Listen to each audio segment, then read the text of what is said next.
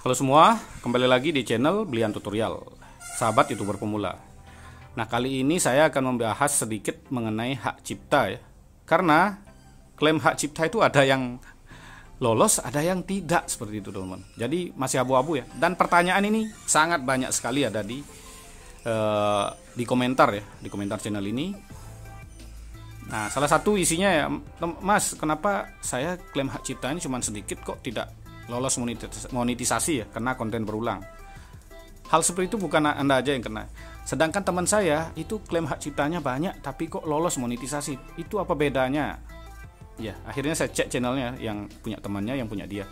Kalau yang kena klaim hak cipta tidak lolos itu ada banyak. Di sini aja yang ngirim ke saya ya bukti kena konten berulang, konten yang digunakan ulang itu ada banyak sekali, udah nggak perlu ya, udah ada ratusan orang yang ngirim ya. Jadi ya, selama kita pakai Trik Upload Video ini kan untuk kejar jam tayang gampang ya, karena bisa kejar jam tayang sendiri, pakai HP sendiri, itu cepat orang lolos jam tayang ya. Jadi udah lolos jam tayang, kalian kena konten berulang karena buat video reupload kan buang-buang waktu ya. Makanya saya sering jelaskan kalau bisa buatlah konten sesuai dengan skill kalian supaya aman. Nah, ini masalahnya sekarang kan skill kalian ada yang cover lagu. Cover lagu itu ada yang lolos, ada yang tidak. Sama-sama kena klaim hak cipta. Ini saya akan ngasih perbedaan sedikit ya. Saya punya teman di cover lagu itu monet, padahal semua kena klaim hak cipta. Itu apa? Itu karena dia buat musik itu ada versi dia sendiri ya.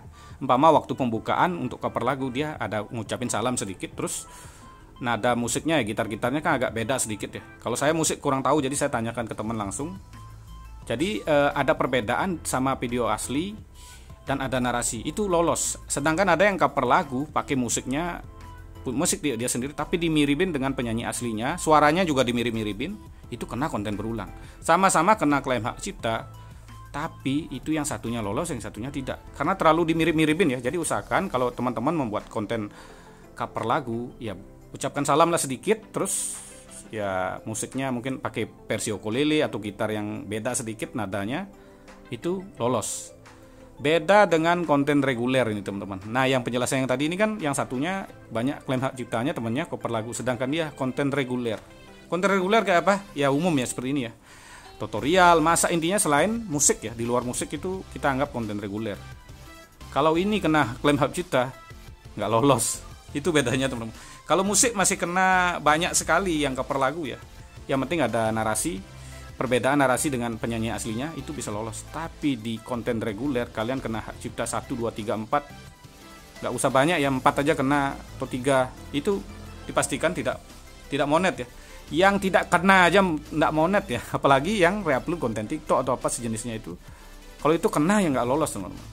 Tapi maksudnya kalau kenanya banyak gitu. Kalau kena sedikit biasanya 1 atau 2 itu, dan pelanggaran lain tidak ada ya. Jadi umpamanya 1, 2 kena klaim hak cipta, terus pelanggaran konten berulang atau konten yang digunakan ulang tidak kena, itu bisa lolos. Jadi teman-teman, di YouTube itu sistem monetisasi itu waktu kalian daftar itu yang dicek itu kalau kalian pelanggarannya sedikit itu masih bisa ditoleransi, tapi kalau pelanggarannya banyak itu biasanya tidak bisa monet ya.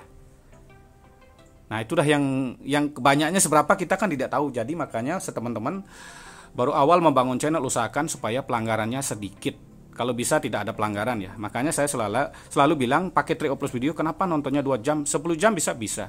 Kita supaya terdeteksi yang nonton itu adalah penonton alami. Setiap 2 jam ganti email, 2 jam ganti, 2 jam ganti, kan kita terdeteksi penonton alami. Dengan cara nonton Trik di Upload itu kalian akunnya sudah terdeteksi sebagai penonton aktif. Nah, itulah penjelasannya kira-kira ya. Jadi kita semakin sedikit kita kelihatan melakukan pelanggaran, itu lolos monetisasinya semakin, peluangnya semakin banyak. Ya, kira-kira seperti itu ya. Jadi sangat gampang sekali sebenarnya. Teman-teman usahakan melakukan pelanggaran sedikit. Jadi bedakan ya, kalau konten musik kalian yang cover lagu kena klaim hak ciptanya banyak, terus kalian buat videonya ada narasi, ada perbedaan dengan yang asli, itu lolos. Tapi kalau konten reguler kalian kena klaim hak cipta, kemungkinan tidak lolos. Yang tidak kena aja banyak yang nggak lolos, apalagi yang kena, seperti itu ya. Jadi bedakan teman-teman antara konten reguler dan konten musik. Apalagi konten anak-anak ya, beda lagi itu teman. Nanti kita akan bahas perbedaan algoritma konten anak-anak, konten musik, dan konten reguler seperti kita. Jangan disamakan.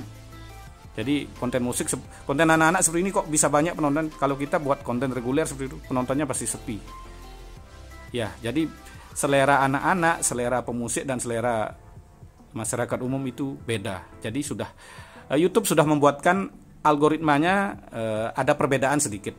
Ya, akan kita bahas nanti teman-teman. Ya, kira-kira seperti inilah pembahasan hari ini mengenai klaim hak cipta yang lolos dan yang tidak. Teman-teman bisa